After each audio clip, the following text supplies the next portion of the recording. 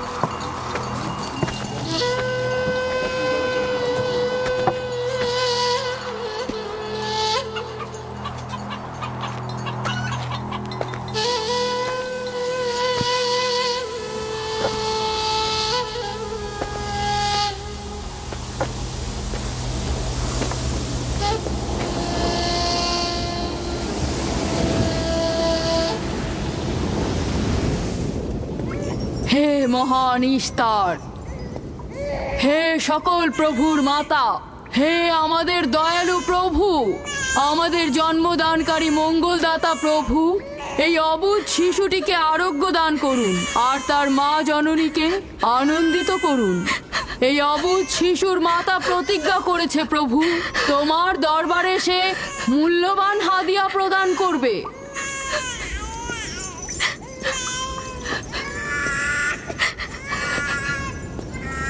আমি মহান ইস্তারের কাছে প্রার্থনা করেছি যেন তিনি তোমার সন্তানকে জীবিত রাখেন। তুমি এখন তোমার সন্তানকে নিয়ে যেতে পারো। তুমি তোমার সন্তানকে ঠিক সেভাবে মানুষ করবে যেন সে বড় হয়ে নিজেকে ইস্তারের সেবায় বিলিয়ে দিতে পারে। আপনিও মহান ইস্তারের কাছে আমি অনেক কৃতজ্ঞ। মহান ইস্তারের ওপর রহমত বর্ষিত হোক। আপনার ওই ইস্তারের মেহেরবানিতে আমার মৃত সন্তান জীবিত অবস্থায় ফিরে এসেছে। ইস্তার মহান, তার ওপর রহমত বর্ষিত হোক। ইস্তার মহান, তার ওপর রহমত বর্ষিত হোক। মহান ইস্তার, তার ওপর রহমত বর্ষিত হোক। ইস্তার মহান, ইস্তার মহান, তার ওপর রহমত বর্ষিত হোক। এই বাচ্চাটির মতো আমাদের সন্তানও নিশ্চয়ই সেরে উঠবে, তাই না?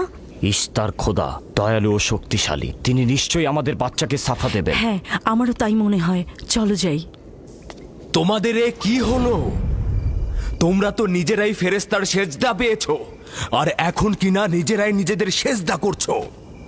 এই পৃথিবীর সৃষ্টির সকল কিছুই ইনসানকে তাসলিম করে, আর তোমরা কিনা প্রাণহীন নির্জীব পাথরকে তাসলিম করছো। এই শোনো, খবরদার বলছি, তুমি এসব বেহুদা কথাবার্তা বলে আমাদের খোদাকে অপমানিত করবে না।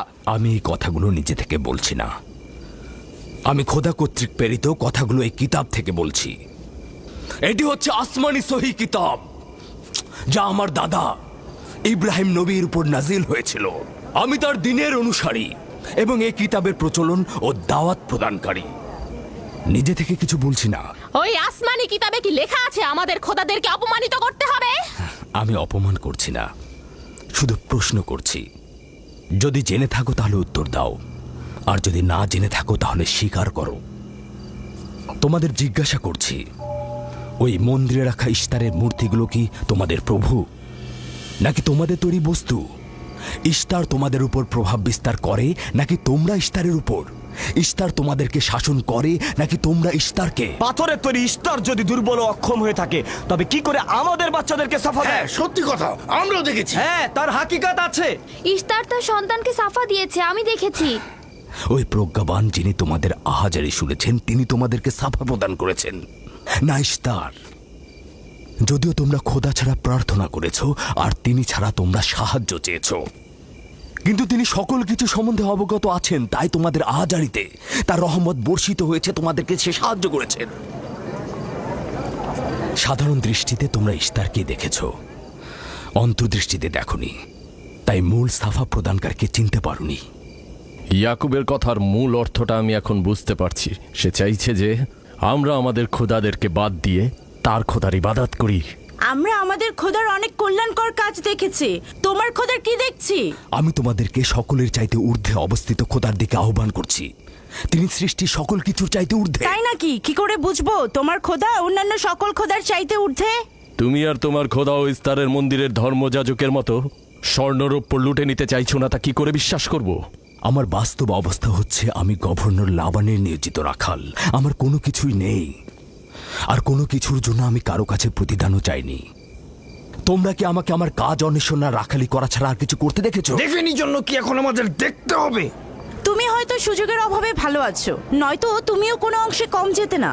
তোমরা সবাই একই রকম। ধর্মকে তোমরা মুখোশ বানিয়ে নিজেদের আখের গুছিয়ে নাও, সহজ সরল মানুষদের ঠকিয়ে তাদের সম্পদের রাজা হও। তোমার কষ্ট বুঝতে পারছি। তোমার সন্তান মৃত্যুর কোলে ঢলে পড়েছে, অথচ কেউ তাকে সাহায্য করতে এগিয়ে আসেনি। না ইস্তার জাদুকর, না ওই মন্দিরের খোদা ইস্তার। তাই সকল খোদাকে দোষারোপ করার অধিকার হয়তো তোমার আছে। মন্দিরের অক্ষম ইস্তারের সঙ্গে আমার কোনো কাজ নেই। আমার কথা তোমার না দেখা প্রভুর সঙ্গে। আমরা অনেক ধৈর্য ধরেছি আর অনেক কষ্টও করেছি। এখন আর কোনো নতুন খোদাদের ধৈর্য ধরার মতো অবস্থা আমাদের নেই। আমাদের ধর্মযাজক আসছে, ফারাজ তার কথার শাস্তি পাবে। পালাও ফারিস, তুমি পালাও। ওইদিকে পালিয়েছে। ওইদিকে যাও, ওকে বন্দি করে নিয়ে এসো। দেখো যেন পালিয়ে না যায়। ওকে ছেড়ে দিন, যে ওকে করে মাফ হোক ওকে দিন, ধরে নিয়ে ওকে ফিরবে। ছেড়ে দিন, ওকে মাফ করে দিন।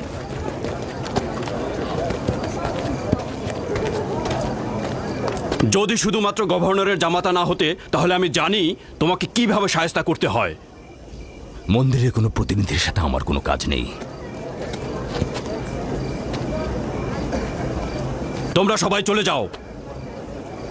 ইয়াকুবের কুফরি কথায় তোমরা কেউ কান দেবে না, আর কেউ বিশ্বাস করবে না। তোমরা কি কেউ দেখছো না? হ্যাঁ, এই ইয়াকুব তার কুফরি কথাবার্তার কারণে ফাদ্দানে দুর্ভিক্ষ নিয়ে আসছে। আমাদের ধর্মযাজক ঠিক কথাটাই বলেছেন। ইস্তারের অভিশাপে বালা মুসিবত আসার পূর্বেই চলো চলো আমরা এখান থেকে চলে যাই।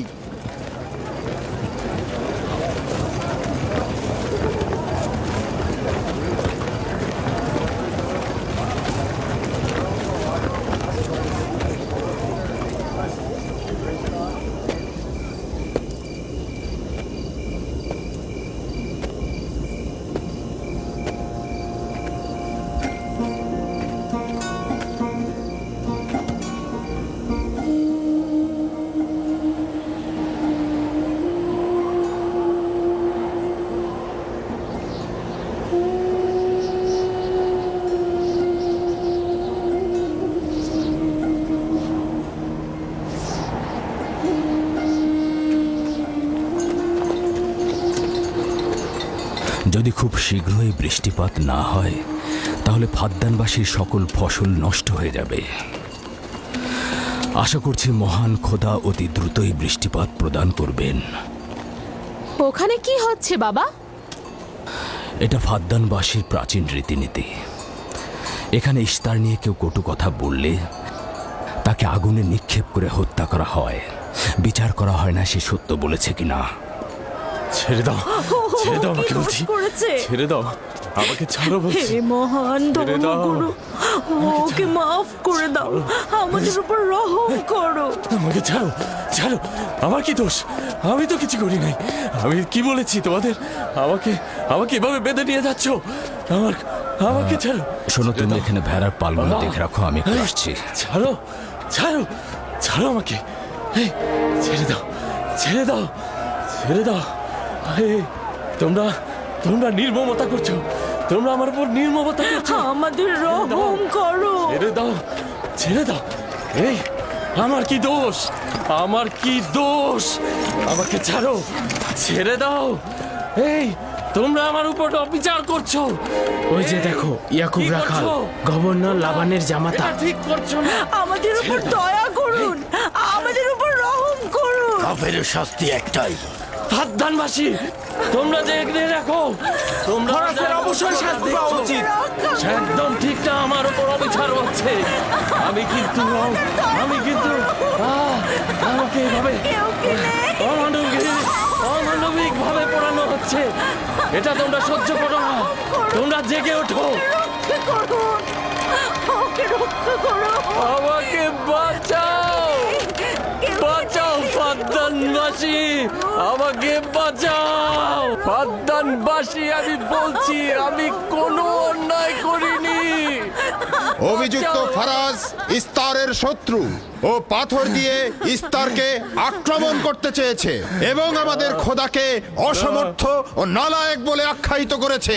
ফদ্দান শহরের প্রাচীন রীতিনীতি অনুযায়ী যে আমাদের খোদা ইস্তারকে অবমাননা করবে তাকে অবশ্যই আগুনে নিক্ষেপ করে হত্যা করা হবে। ফাদ্দানবাসী, তোমরা কি এরকম চুপ করে পাথরের মতো আমাকে দেখে যাবে? তোমরা কি কিছুই বলবে না? আমাকে এরকম অমানবিক ভাবে অত্যাচার করে পোড়াতে যাচ্ছে এই লোকজন। তোমরা কি কিছুই বলবে বেচারা না? ফারাজ। তোমরা কি নিশ্চুপ হয়ে সারা জীবন দেখে যাবে? ফাদ্দানবাসী, রক্ষা করো আমাকে, কেউ তো এগো। একদিন আমার মতো তোমাদের কেউ এভাবে পুড়িয়ে ফেলবে ওরা। তোমরা চুপ করে থেকো না, তোমরা এভাবে আমাকে মেরো না। আমার প্রাণ ভিক্ষা দাও, আমাকে এভাবে মেরো না। বেহুদা কান্নাকাটি করো না, হয়তো রক্তের মূল্য পরিশোধ করো, নয়তো আগুনে পুড়বার জন্য প্রস্তুত হও। তাকে আগুনে ফেলো না, এভাবে পুড়িয়ে মেরো না, আমাকে প্রাণ ভিক্ষা দাও, ওকে ছেড়ে দাও। হে ফাদ্দানের জনগণ, আমাকে মেরো না। আমাদের রহম আমি একটা কথা জানতে চাই, তার রক্তের মূল্য কত? মূল্য কি তুমি পরিশোধ করবে? না, ও নিজেই তো ইস্তারের শত্রু।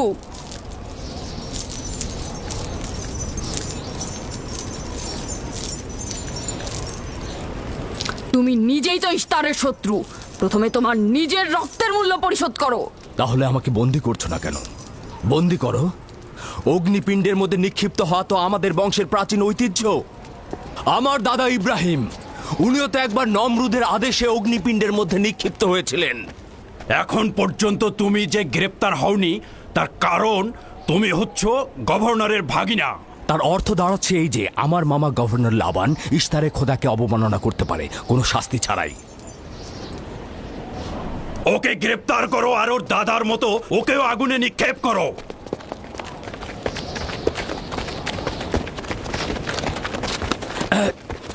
ছেড়ে দাও, আমার প্রশ্নের উত্তর দাও, ছেড়ে দাও আমাকে।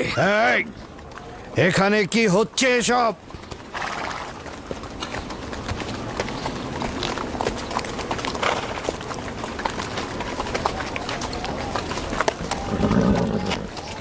ওকে ছেড়ে দাও আর অভিযুক্তকারীকেও মুক্ত করো। ফারাসের অবশ্যই শাস্তি পাওয়া উচিত। যখন ইয়াকুব জীবনের মূল্য পরিশোধ করতে চায় তখন তোমাদের কোনো অধিকার নেই ওকে শাস্তি দেবার।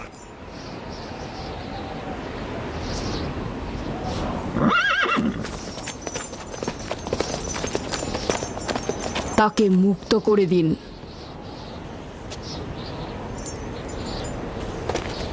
ইয়াকুব, তুমি অবশ্যই ফারাসের জীবনের মূল্য স্বরূপ 500 দিনার পরিশোধ করবে।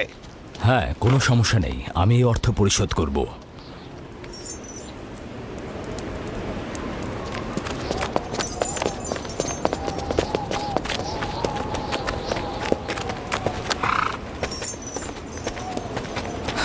খোদা তাআলা আমার দয়ালু মামাকে হেফাজত করুক। ইয়াকুব, আমি তোমাকে কতক্ষণ এরকম বিপদ থেকে বাঁচাতে চোখে চোখে রাখবো?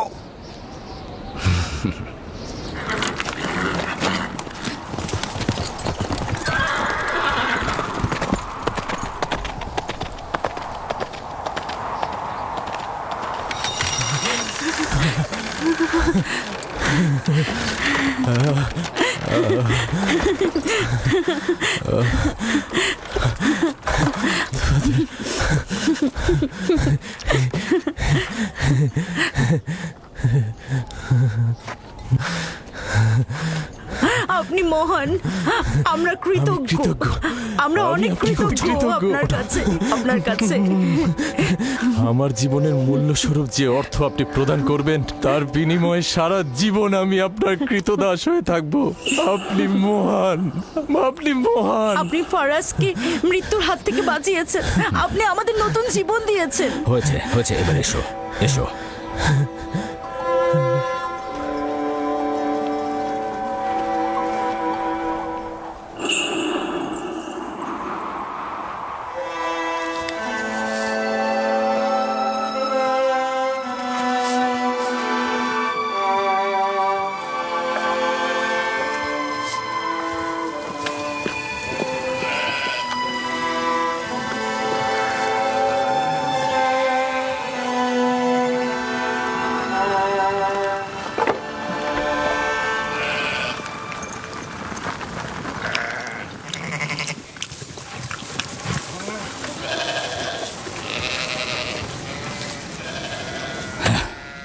লোকটি আসলেই খুব ভালো, আসার পর থেকে শুধু কাজই করে যাচ্ছে। বছরের পর বছর ইস্তার, ফাদ্দান ও ব্যাবলের লোকজনকে অন্যায়ভাবে কোরবানি দিয়ে আসছে। আজ তোমার পিতার জন্য আমি ও ফারাজ বেঁচে গেছি। আপনি ওর জীবন বাঁচিয়েছেন বলেই ও ইস্তার পূজা ছেড়ে এক খোদার ইবাদতে মশগুল হয়েছে। হ্যাঁ, তা হয়েছে রাহেলা। আসলে যখন সে মৃত্যুর হাত থেকে রক্ষা পেয়েছে তখনই এক খোদায় বিশ্বাস এনেছে। আমাদের মুসাফির কখন পৌঁছবে? খুব শীঘ্রই হে খোদার নবী, বেশি দিন বাকি নেই। বছরের পর বছর তোমার সন্তানের প্রতীক্ষায় রয়েছি। যদি খোদা চায় তো খুব শীঘ্রই এই প্রতীক্ষার অবসান ঘটবে।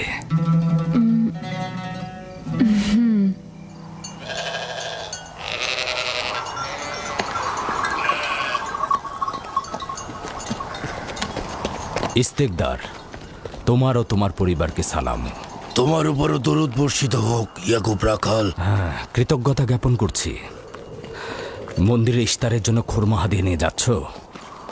প্রভুদেরকে তো অবশ্যই খুশি করতে হবে, তা না হলে তো এবছর বৃষ্টিপাত হবে না, তাই না?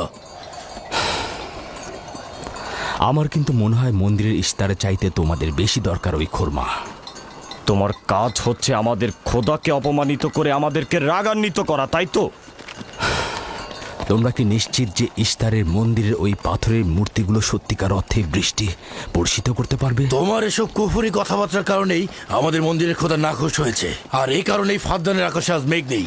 এই ইয়াকুব, ইস্তারের অবমাননা থেকে তুমি নিজেকে রক্ষা করো। চলে এসো, চলে এসো।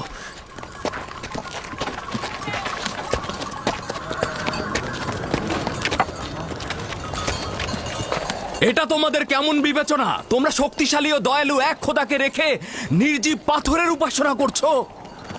কেন তোমরা বিষাদগ্রস্ত জমিনে নিজেদের আত্মাকে এক খোদার ইমানের নূরে আলোকিত করছো না?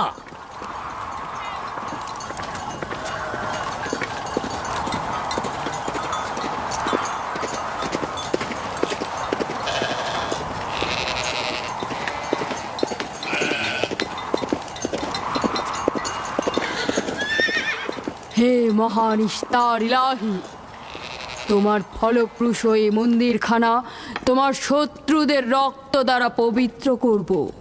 শুষ্ক মৌসুমকে এই অঞ্চল থেকে দূর করে দাও, তোমার রহমতের বৃষ্টি বর্ষণ করো।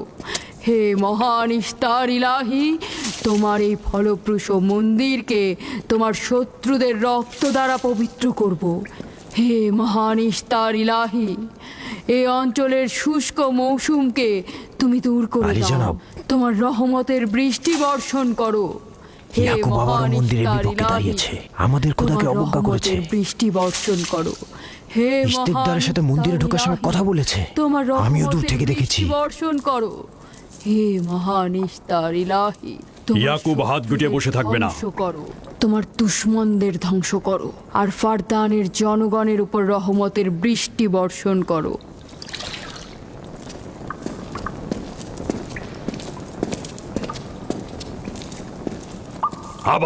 ইয়াকুব আবারও শুরু করেছে। আশা করছি ওর উপর এবার খোদার লানত বর্ষিত হবে। এখন আমাদের কি করা উচিত? লাবানকে এখানে ডাকো, তার সাথেই সমাধান করব। যত তাড়াতাড়ি সম্ভব লাবানকে আমন্ত্রণ করো।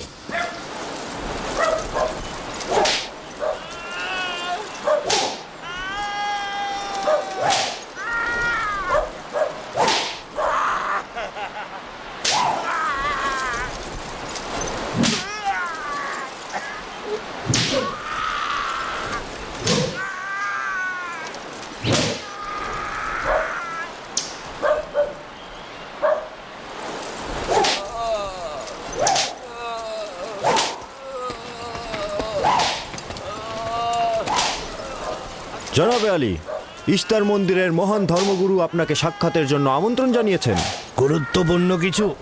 হ্যাঁ জনাবে আলী। হ্যাঁ, এবার বন্ধ করো।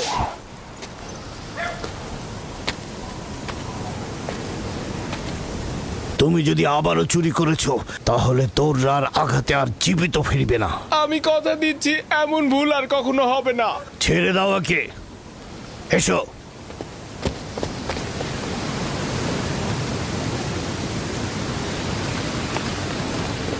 প্রকৃতপক্ষে বিষয়টা আসলে আপনার জামাতা ইয়াকুবকে নিয়ে। ইয়াকুবের আমলনামা তার নিজের সঙ্গে সম্পৃক্ত। আমি উত্তরদাতা নই। না, ঠিক আছে, কিন্তু ইয়াকুব তো ইস্তারকে অবজ্ঞা করে। এটা ধর্মগুরুদের কর্তব্য তার প্রশ্নের উত্তর দেওয়া। আর যদি উত্তর দিতে সক্ষম না হও তাহলে কেন আমার শরণাপন্ন হও?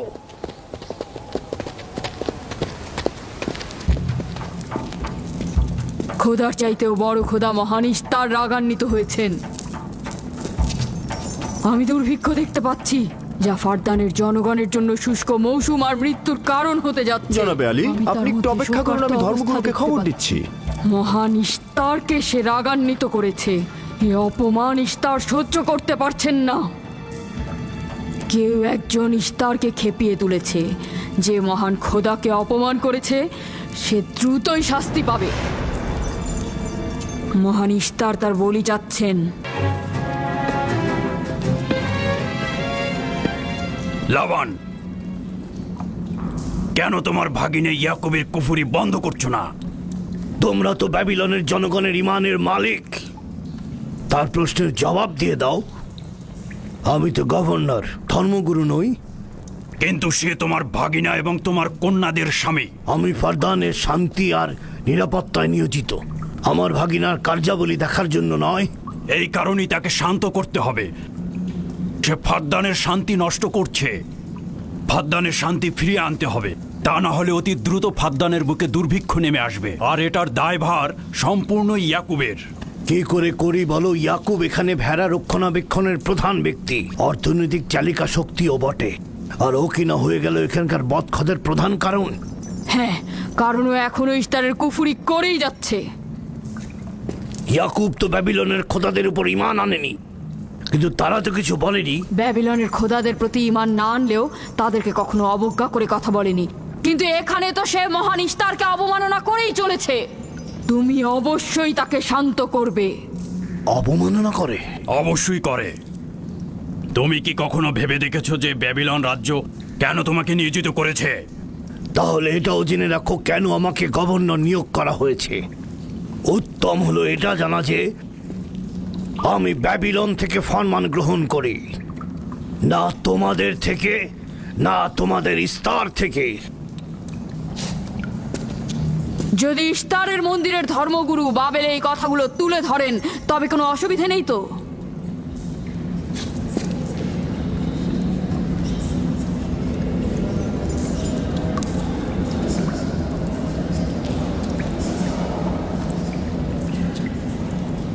ঠিক আছে, আমি ইয়াকুবের সঙ্গে কথা বলছি। ইয়াকুবকে বলে দেবেন, আর কখনো যদি আমার পরিবারের সাথে ইস্তার নিয়ে কোনো কটু কথা বলে তাহলে তাকে আগুনে নিক্ষেপ করা হবে। কুকুরের ছানা তার বাবা মার কাছে ঘেউ ঘেউ শেখার আগে নেকড়ের কাছে ছিন্ন ভিন্ন হয়ে যায়। তোমার নিজের জবানের হেফাজত করো। এবারের মতো ক্ষমা করে দিচ্ছি, পরের বার কিন্তু করব না।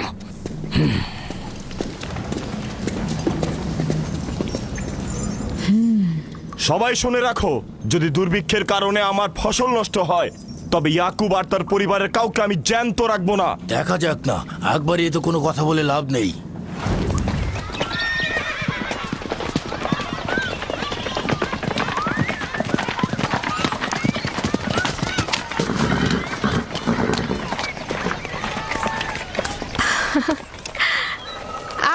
এসেছেন।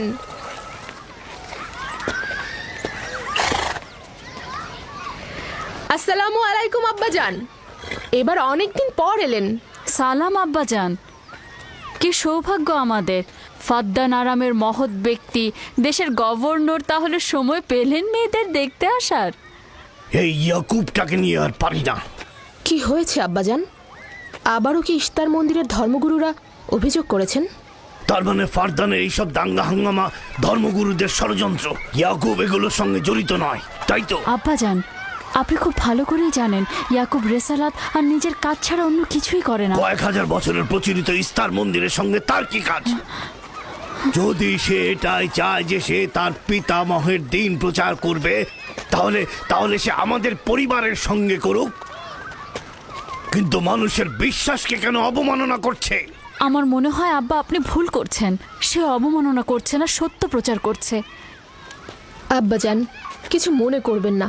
ইয়াকুব আসলে এক খোদার প্রতিনিধি হয়ে তার নিয়মকানুন সম্পর্কে জনগণকে সচেতন করে তুলছেন, যেটা তার কর্তব্য বলে মনে করছেন। যেরকম আপনার কর্তব্য ফাদ্দানের জনগণের নিরাপত্তা প্রদান করা। তোমরা তার মতো কঠোর ও বেপরোয়া হয়েছ। আমি যদি চাই দায়িত্ব পালন করতে, তাহলে তোমরা মরুভূমিতে ভবঘুরে হয়ে ঘুরবে।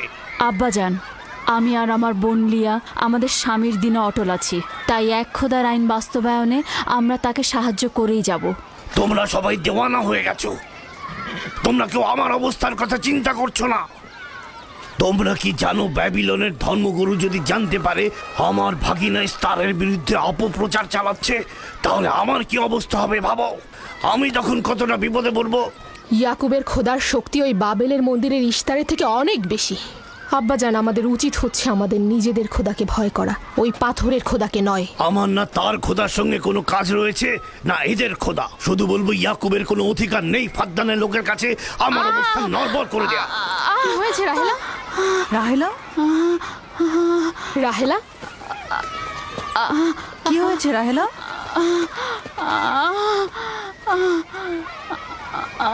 রাহেলা, রাহেলা, কি হলো তোমার?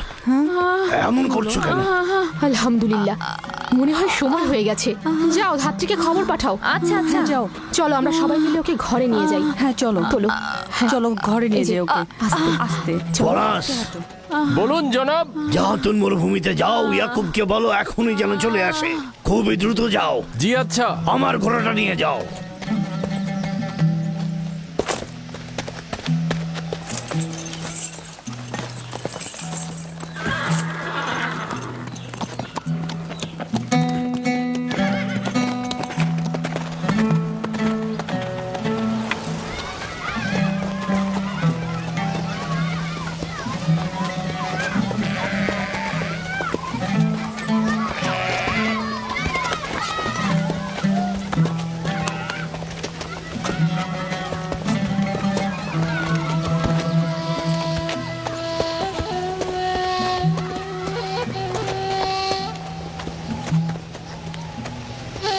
রাখালেরা চতুষ্পদী প্রাণীগুলোকে হেদায়েত করে, আর নবুয়াত ইনসানদের হেদায়েত করে থাকে। সম্ভবত এ কারণেই অধিকাংশ নবী রাখাল ছিলেন। আমি ইসরায়েল ভেড়াগুলোর সঙ্গে আমার সন্তানদেরও মরুভূমিতে নিয়ে এসেছি, যাতে তারা হেদায়েত গ্রহণ শিখতে পারে। আমার সন্তান বনি ইসরায়েলেরা কেন ক্ষমতা ও পেশি শক্তিকে মূল দণ্ড হিসেবে মনে করছে? আমি তো তাদেরকে পেশি শক্তি বা জোর করে চাপিয়ে দেওয়া কোনো কিছু শিক্ষা দেইনি। তোমরা কি শুরু করলে? তোমরা কি শুরু করলে? ওঠো, ওঠো, শামুন, ওঠো। আমার উত্তরাধিকারী ও পরিবারের প্রধান সেই হবে যে খোদাকে সবচাইতে বেশি ভালোবাসবে। ইব্রাহিম ও ইসহাক ছিলেন সর্বোৎকৃষ্ট। তার মানে এই নয় যে তারা অধিক শক্তিশালী ছিলেন। শক্তি দিয়ে সবকিছু জয় করা যায় না।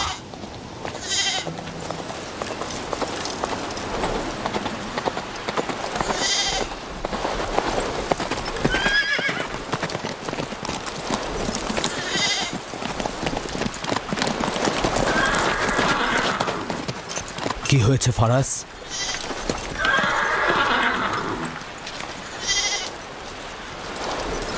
তোমরা ভেড়াগুলোকে নিয়ে আসো।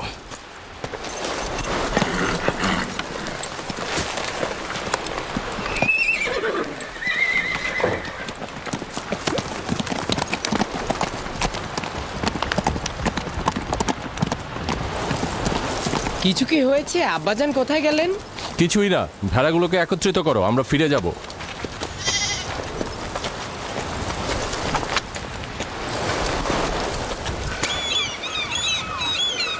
বেল হ্যাঁ, রাহেল তো তোমার সতীন। রাহেলের সঙ্গে তোমার অনেক ভালো সম্পর্ক দেখছি।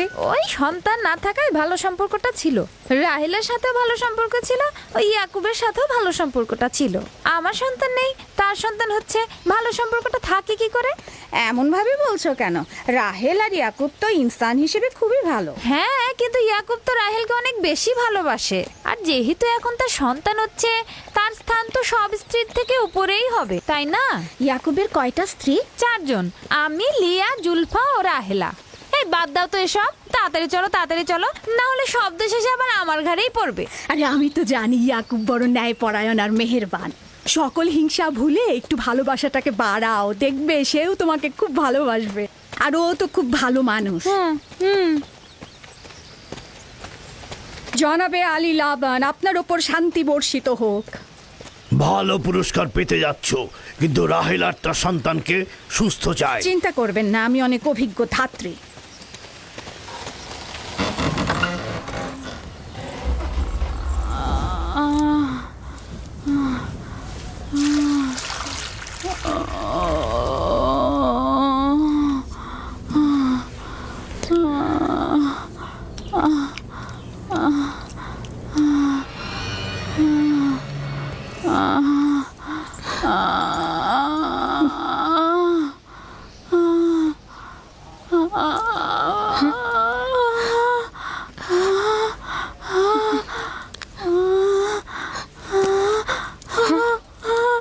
চিন্তা করো না, সব ঠিক হয়ে যাবে, খোদা মহান।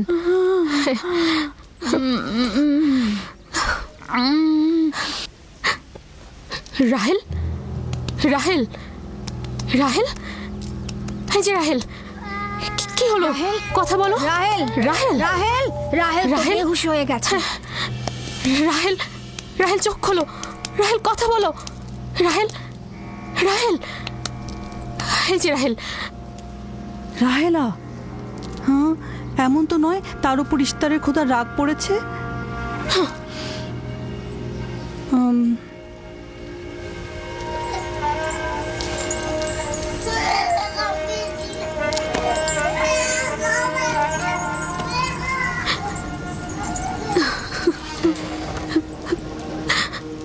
ওকে রাখো।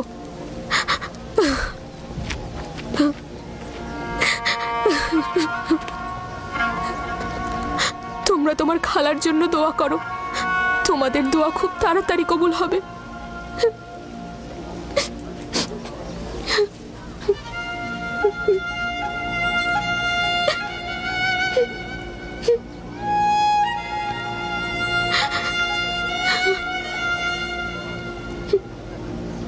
তোমরা কাজ করছো না কেন?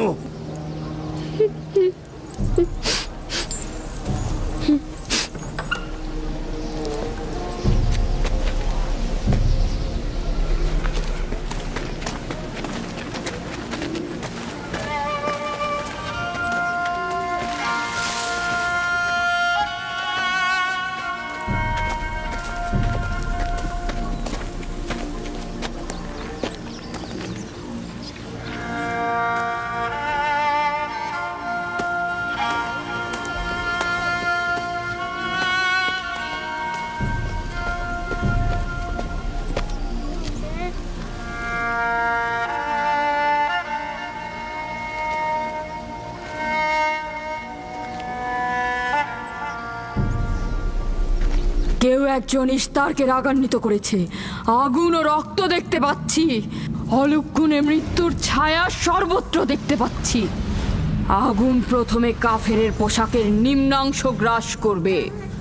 যারা ইস্তারকে অবমাননা করেছে, অতি দ্রুতই তাদের ধ্বংস আসন্ন। হ্যাঁ, ইস্তার তাকে ক্ষমা করবে না, অতি দ্রুতই সে তার শাস্তি পাবে। আমার মনে হয় ওরা ইস্তারের অভিশাপের ফল ভোগ করছে। ইয়াকুব তো সব সময় ইস্তারকে অবজ্ঞা করে কথা বলে। হ্যাঁ, ইস্তার বলেছিল কুফরিকারী কাফের তার রোশানল থেকে রক্ষা পাবে না। ইয়াকুব তো ইস্তার আর তার খোদাকে নিয়ে কত বেহুদা কথা বলেছে, মনে হচ্ছে তারই ফল ভোগ করছে।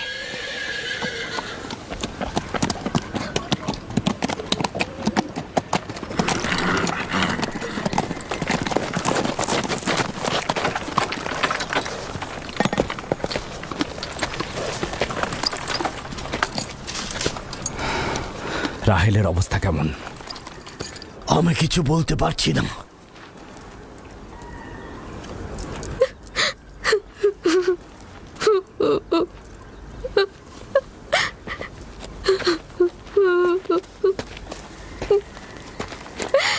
কিছু একটা করুন, রাহেলের অবস্থা খুবই খারাপ। শান্ত হও, খোদার উপর ভরসা রাখো, তিনি যেমন চাইবেন তেমনই হবে, ভরসা রাখো। মানুষজন সব বলা বলি করছে, ইস্তারের অভিশাপে আমরা এই বিপদে পড়েছি।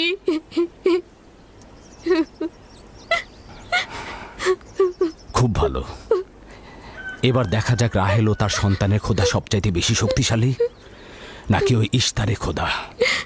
খোদা রহম করো।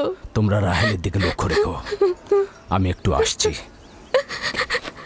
কোথায় যাচ্ছেন? আমাদের এই অবস্থায় ফেলে যাবেন না। শান্ত থাকো, আমার একাকিত্বের প্রয়োজন।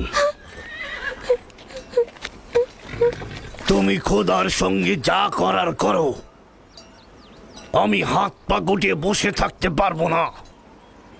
আমি অবশ্যই হেকিমি চিকিৎসার ব্যবস্থা করব।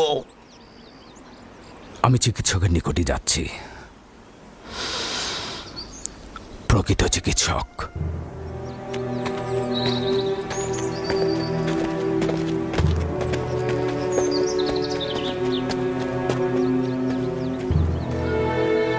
সে যেমন ফাদ্দানের লোকেদের বিপদের কারণ হয়েছে, তদ্রুপ আমার কন্যাদেরও বিপদের কারণ হয়েছে। জানি না ওর সঙ্গে কি করব।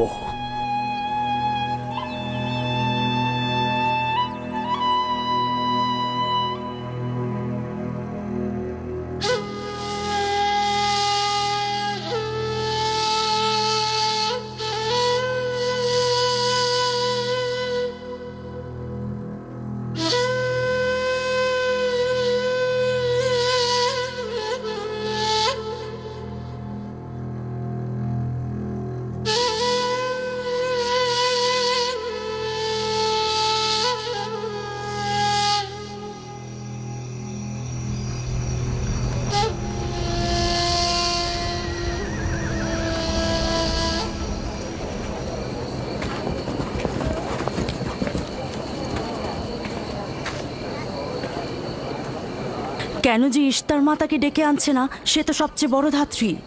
হ্যাঁ, তারা বলছি। জনাব লাবান, ইস্তারের কাছে লোক পাঠান। ধাত্রী হিসেবে সে কিন্তু সবচাইতে ভালো।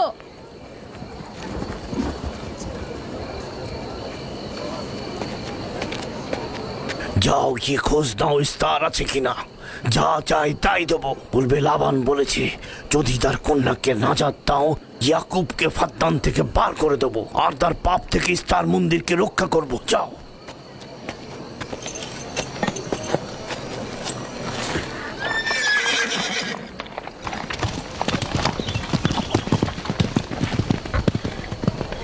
ইয়াকুব ইস্তারের খোদাকে অপমান করেছে। ইস্তারকে অপমাননা করার শাস্তি এইরকমই হয়। তোমাদের চেঁচামেচি বন্ধ করো।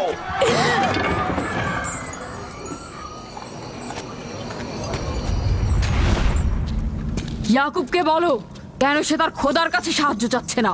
আমি যদি তার জায়গায় থাকতাম তবে অবশ্যই এ সময় আমার খোদাকে ভুলে যেতাম না। আমাকে পাঠিয়েছেন জনাব লাবান। তিনি কথা দিয়েছেন তার কন্যাকে যদি নাজাত দিতে পারেন, ইয়াকুবকে ফাদ্দান থেকে বের করে দেওয়া হবে। আমার দৃষ্টিতে এটা সর্বোত্তম সময় ফাদ্দানবাসীকে মহান ইস্তারের কুদরত সম্পর্কে জানিয়ে দেবার এবং তার শক্তিমত্তা সম্পর্কে বুঝিয়ে দেবার এটাই উৎকৃষ্ট সময়। যদি রাহেলাকে বাঁচাতে পারো তাহলে তোমাদের উপর ফাদ্দানবাসীর ঈমান বৃদ্ধি পাবে। এখানে স্বর্ণরৌপ্যের ভাণ্ডার হবে। রাহেলের মৃত্যুও একই পরিণাম নিয়ে আসবে। বাদ দাও, মরে যাক। খুব ভালো, যাও এই কথাই গিয়ে বলো।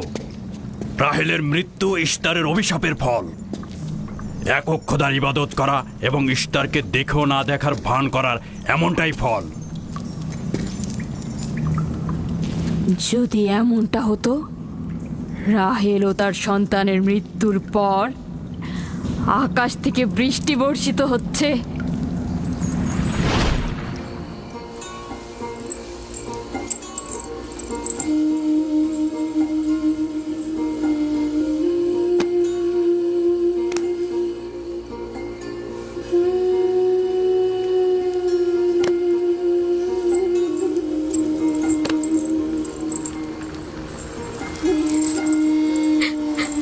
রাহেল, রাহেলা, রাহেলা, তুমি শুনতে পাচ্ছ?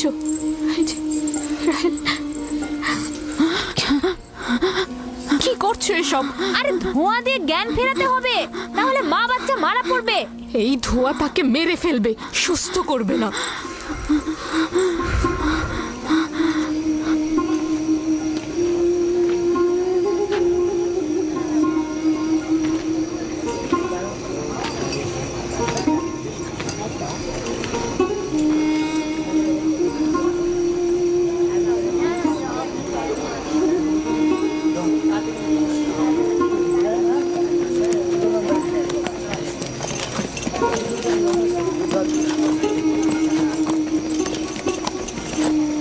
ইশতার মাতে আসছেন। দেখা যাক এবার কার খোদা বিজয়ী হয়, ইয়াকুবের খোদা নাকি মন্দিরের খোদা। আরে পরিষ্কার বোঝা যাচ্ছে বিজয়ী হবে ইশতার।